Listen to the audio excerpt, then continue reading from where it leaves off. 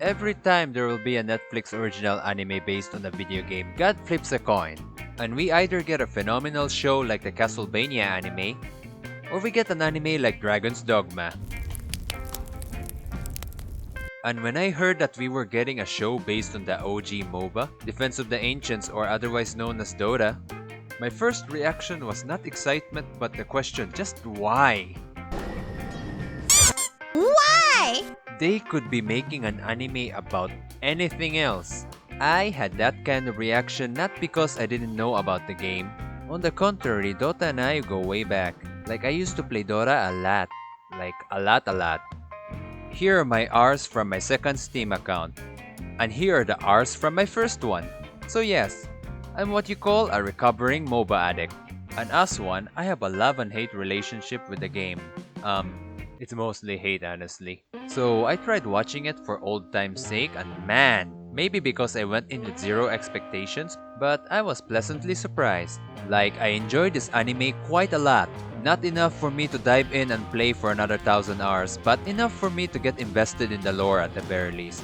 So I was under the impression that for an adaptation of a game like Dota, which is a competitive MOBA devoid of actual story, it should be an esports anime, where there is this massive tournament arc where the contestants can virtually be the heroes. The characters in the game are called heroes by the way, and they can fulfill specific roles in the game and climb the rankings as a team. Kind of like what Bofuri did, but with less OP madness and more strategy. We could even have a side character giving live commentary on the items. This is such a missed opportunity. But the actual anime we got was not bad either. Far from it actually. I think they realized that the whole Dire versus Radiant would be a writing clutch lore-wise, so in order to remedy this, they used an alternate universe approach where the events of Dota or the countless one more games that the players had actually happened, and Terrorblade, who probably got hit by one too many Echo Slams, actually rebooted the world and created a new world by fusing the Radiant and the Dire. So that planet is where my thousands of hours reside. Basically, this universe is Dota 3. And in this rebooted universe, the story starts out with Davion, the Dragon Knight, a dragon slayer that encounters Slyrak, the Eldworm. He is basically a very strong and important dragon. And after said encounter, Davion gets possessed by the dragon, plunging him into a conflict of who he really is. Now that he is possessed by a dragon, essentially becoming something that he seeks to destroy. Kind of like Eren from Attack on Titan.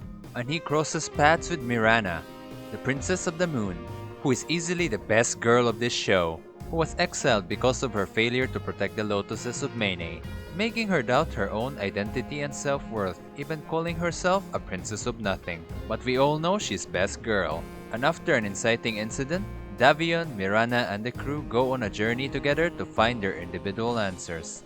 The characters of Dragon Blood essentially carry the show. Most of the characters are interesting. The cold and calculating Invoker, who is just unpredictable. Fimrin, who I'm convinced will be Spectre in the future. Who else? Luna is just a badass in this one. I was a Luna main at one point back in the day, and the way she just casts her Lucent Beams or her ultimate Eclipse is just pure eye candy. I don't agree with her actions in the show, but I'm hoping she will be put in the right path by Mirana later on. And speaking of Mirana, her chemistry with Davion is just so good. They banter a lot, and any scene where they interact is such a treat to watch. Just get a room, you two. I just noticed there are only carries and no support heroes in the anime. Just like an actual pub match. Cheeky, Dragon's Blood, very cheeky. There are a lot of references to the game that makes you appreciate the show for including it, like this teleport scroll used by the Squire of Davion, which is an actual item in the game. The studio that made this show is the same studio that made Legend of Korra, and it really shows. Sometimes it feels like this show is a new season of Legend of Korra with Dota characters, because they share the same art style and even the same style of humor sometimes. This Korra style actually works for the show and the story it is trying to tell. And hey, now you can convince your Legend of Korra loving friends into liking Dota, provided they will hate you after their first ranked game. The only gripes I had with this show is the excessive use of shaky cam during episode 5 that put even the Hachima cooking videos to shame.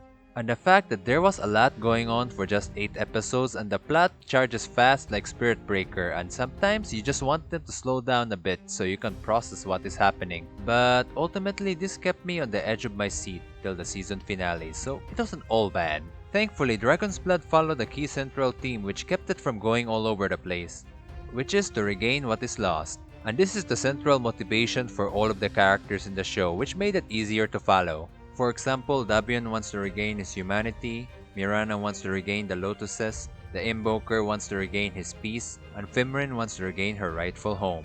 And when these motivations lead them to cross paths with each other, it doesn't feel forced at all, which is a Celemene's miracle considering all the things that's going on at once. All that said, this show is so good that it almost made me want to play Dota again. Almost.